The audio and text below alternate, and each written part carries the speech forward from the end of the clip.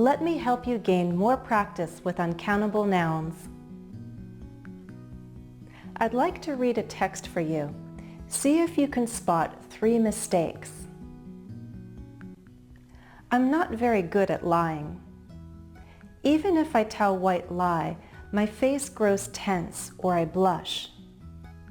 But we all have to admit that the truths hurt sometimes. So it's not always easier to be honest. In the end, I think honesty with a healthy dose of kindness are best. Do you see 3 mistakes?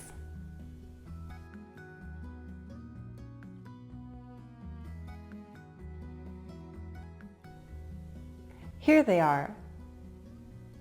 Now, do you think we can fix them? Let's try. A lie is a countable noun, so either we need the indefinite article with a singular noun, a white lie, or the zero article with the plural noun, white lies. Truth is a noun with both countable and uncountable meanings. Here I'm referring to the general or abstract concept, so let's take off that plural ending s and use the uncountable noun, the truth, with a singular verb.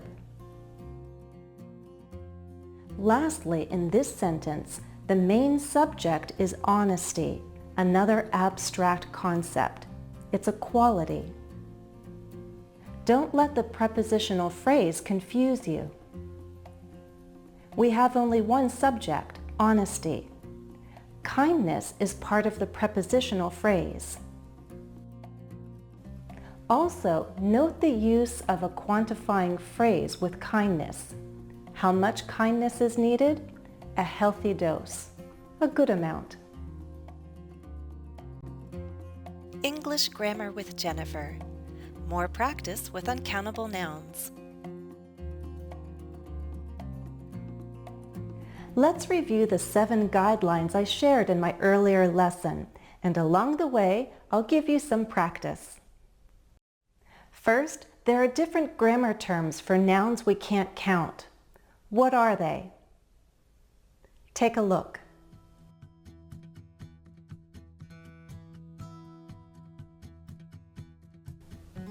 There are 3 terms you might hear: uncountable nouns, non-count nouns, mass nouns.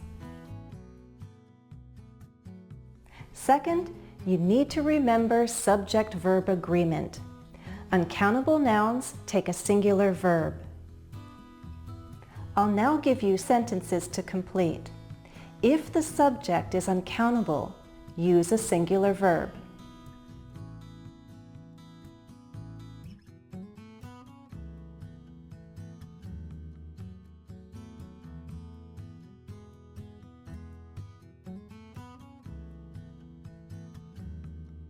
Here are the answers. A. Pretending is not the same as lying. B. Science requires the study of facts. C. Scientists make a prediction before an experiment. D. People sometimes ask questions we don't want to answer truthfully. E. The law punishes those who lie in court. Do you see the 2 sentences with plural nouns as subjects? Here they are.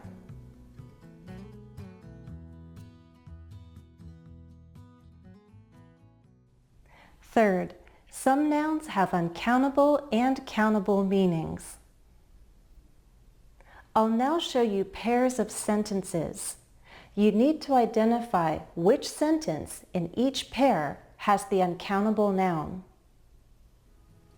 Everyone needs a little adventure in their lives.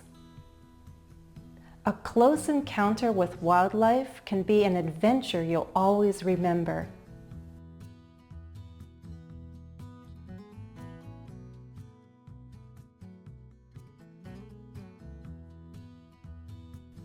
I like this video because it gives me further practice with tricky grammar. Jennifer teaches English through video.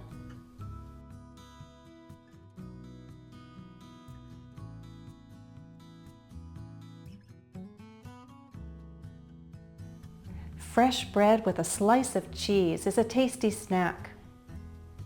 Brie is a soft French cheese that people spread on bread or crackers.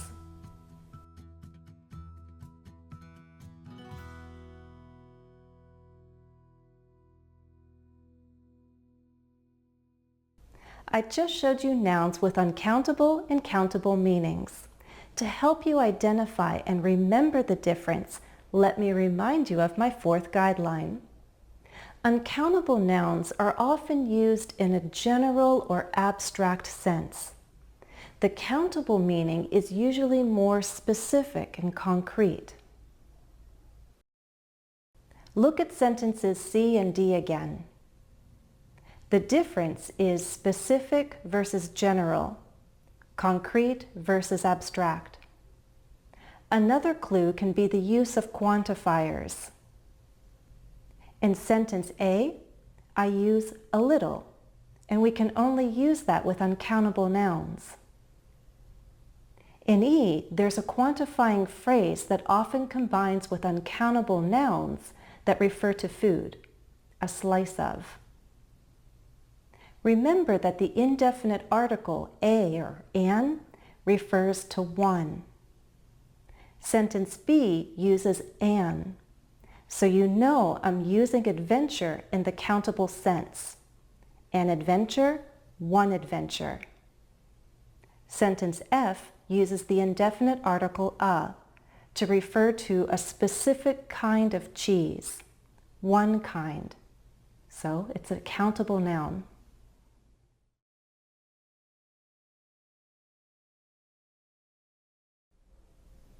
Fifth, we can place uncountable nouns in common categories, and knowing these categories helps us recognize and understand any uncountable noun.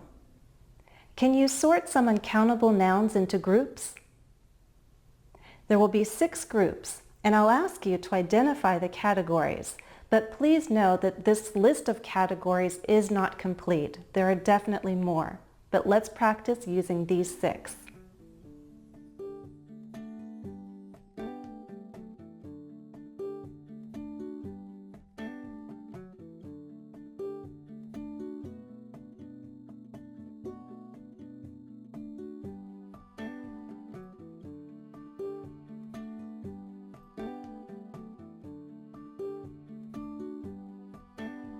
Ready to see the answers? Here they are. What are the categories? I'd suggest these labels: materials, events, liquids, occupations, activities, weather. How did you do?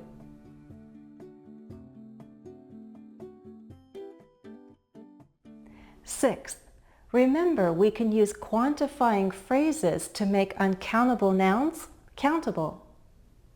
We'll now practice using several quantifying words and phrases. I'll ask you to make some matches. You'll have to know which quantifying words and phrases combine only with uncountable nouns.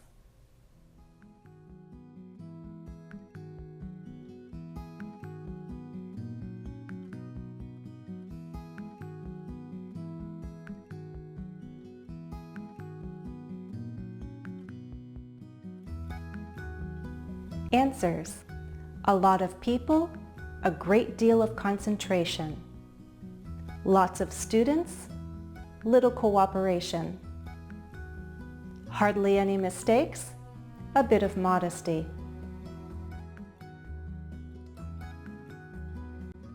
Now let's focus on uncountable nouns only.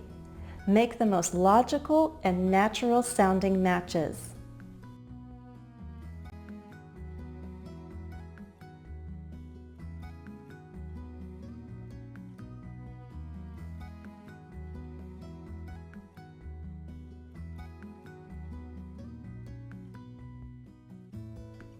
Answers: a bottle of ketchup, a moment of honesty, a sheet of paper, a game of checkers, a branch of psychology, a clap of thunder.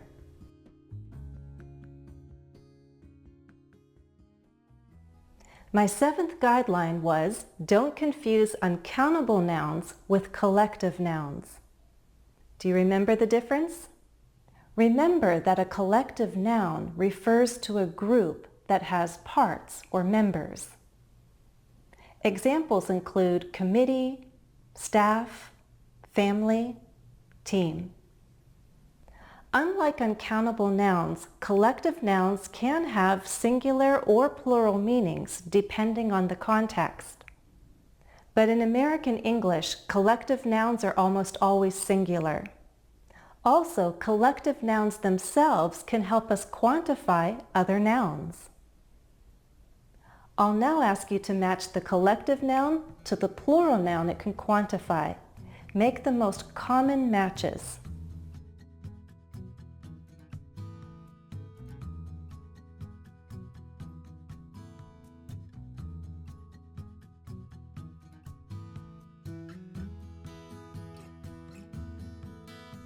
Answers: a school of fish, a chain of events, a swarm of bees, a pod of dolphins, a pack of lies, a pile of laundry. I bet you can think of other examples with these collective nouns. I hope you found this additional practice helpful. That's all for now. Thanks for watching and happy studies!